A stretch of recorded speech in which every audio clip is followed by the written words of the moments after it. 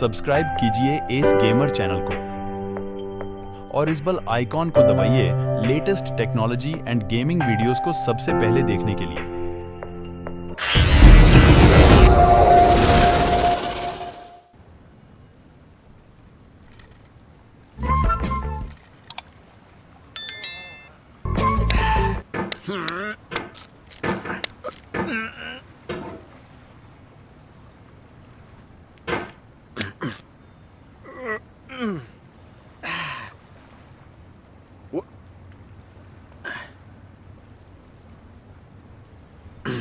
There's no feeling more intense than starting over.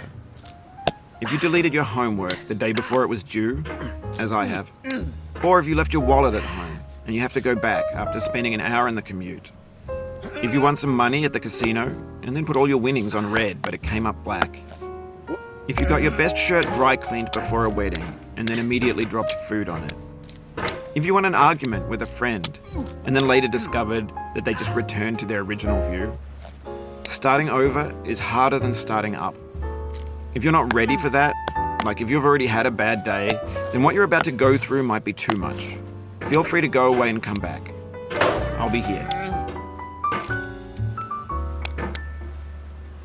Alright, thanks for coming with me on this trip.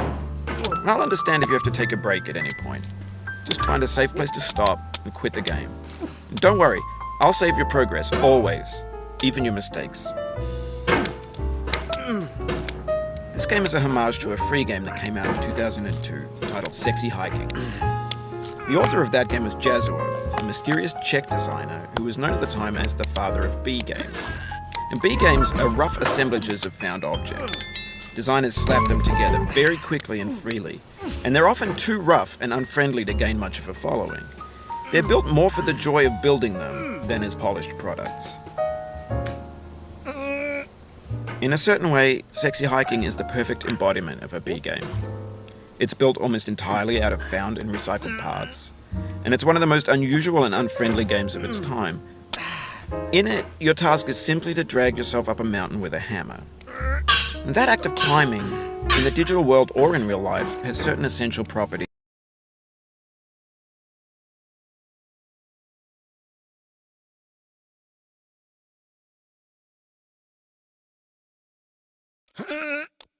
Anyway, when you start Sexy Hiking, you're standing next to this dead tree that blocks the way to the entire rest of the game. It might take you an hour to get over that tree. A lot of people never got past it. You prod and you poke at it, exploring the limits of your reach and your strength, trying to find a way up and over. And there's a sense of truth in that lack of compromise. Most obstacles in video game worlds are fake. You can be completely confident in your ability to get through them once you have the correct method or the correct equipment or just by spending enough time. In that sense, every pixelated obstacle in Sexy Hiking is real. The obstacles in Sexy Hiking are unyielding, and that makes the game uniquely frustrating. But I'm not sure Jazuo intended to make a frustrating game. The frustration is just essential to the act of climbing, and it's authentic to the process of building a game about climbing. A funny thing happened to me as I was building this mountain. I'd have an idea for a new obstacle, and I'd build it, test it, and it would usually turn out to be unreasonably hard. But I couldn't bring myself to make it easier. It already felt like my inability to get past the new obstacle was my fault, as a player rather than as a builder. Imaginary mountains build themselves from our efforts to climb them, and it's our repeated attempts to reach the summit that turns those mountains into something real. When you're building a video game world, you're building with ideas. And that can be like working with quickset cement. You mold your ideas into a certain shape that can be played with, and in the process of playing with them, they begin to harden and set until they're immutable, like rock. And at that point, you can't change the world, not without breaking it into pieces and starting fresh with new ideas.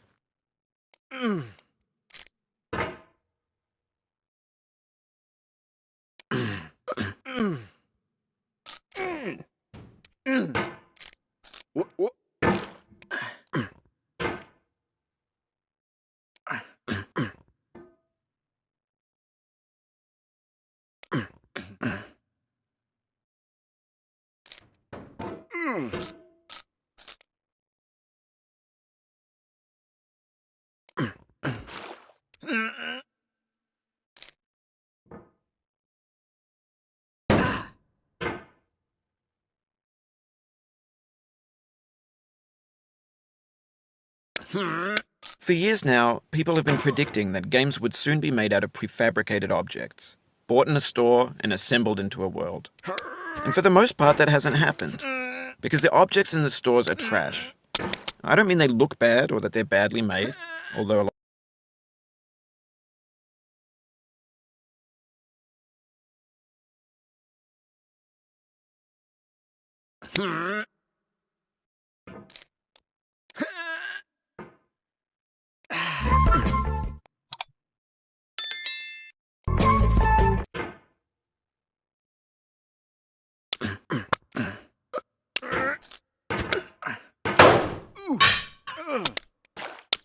Over time, we've poured more and more refuse into this vast digital landfill that we call the internet. It now vastly outnumbers and outweighs the things that are fresh and untainted and unused. When everything around us is cultural trash, trash becomes the new medium, the lingua franca of the digital age. And you can build culture out of trash. But only trash culture. B games, B movies, B music, B philosophy.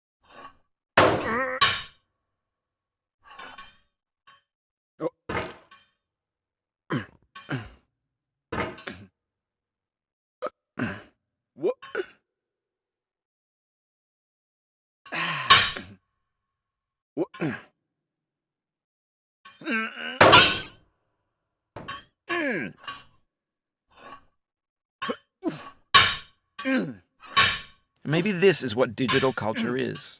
A monstrous mountain of trash, the ash heap of creativity's fountain. A landfill with everything we ever thought of in it. Grand, infinite, and unsorted.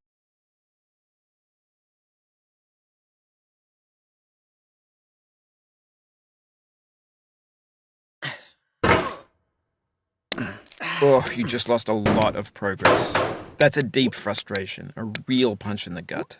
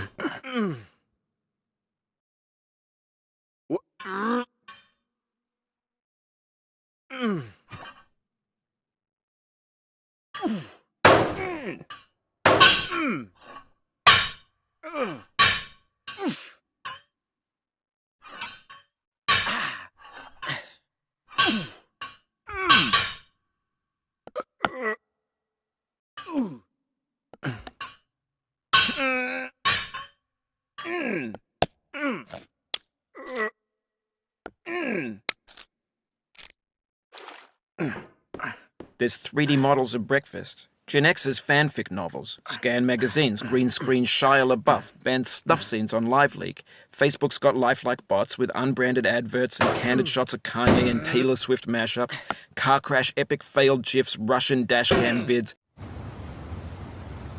कोई बात नहीं, हम तो चूतिए हैं, दोबारा try करेंगे। और क्या बहचोद कोई काम है हम पे? Discussions of McRibs, discarded, forgotten, unrecycled, muddled, rotten, untitled.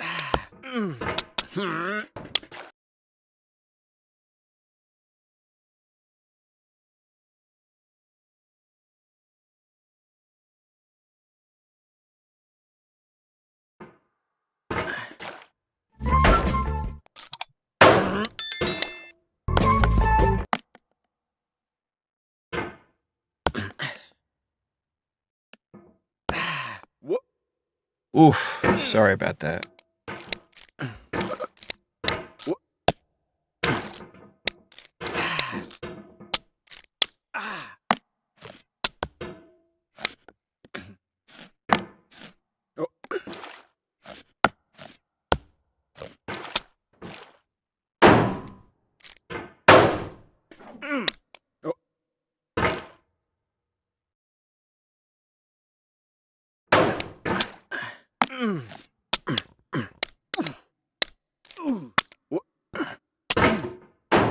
Oh, it happened again. Keep on trying, don't let it get to you.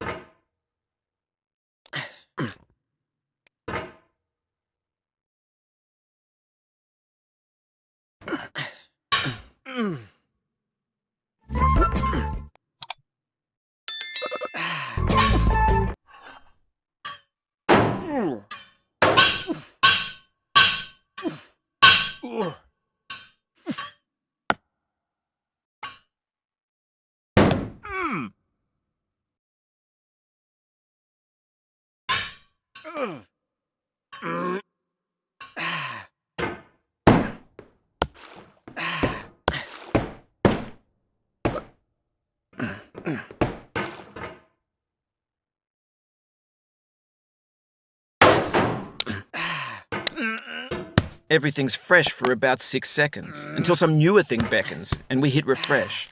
And there's years of persevering disappearing into the pile, out of style, out of sight.